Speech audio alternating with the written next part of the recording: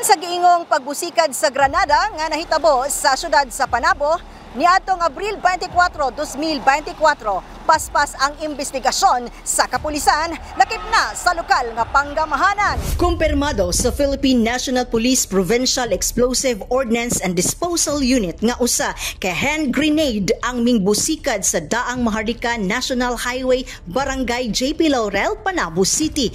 Kung diin napuruhan ang usa ka 56 nga babae, usa ka negosyante og lumulupyo sa Purok 2, Barangay New Opon, Magsaysay, Davao del Sur. Og nataho nga dead on arrival sa Carmen District Hospital ang maong biktima.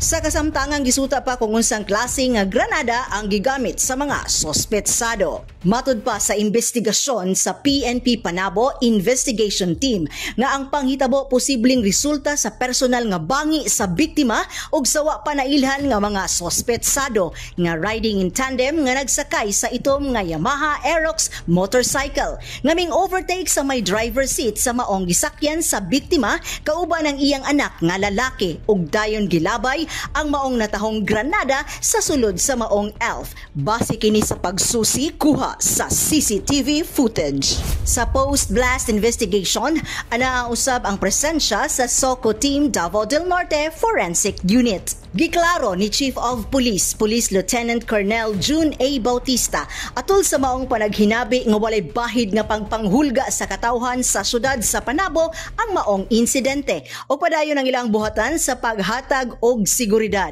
Human sa maong panghitabo, adunay gipahigayon nga bendisyon sa luna isip paghatag og pag-ampo sa maong biktima nga mipanaw na. Katawhan sa Panabo City, ampingan ta. Kauban sa kamera, Louie Panagsagan, kini si Dali Amag nga gikan sa City Information Office Broadcast Services alang sa Frontline News Panabo.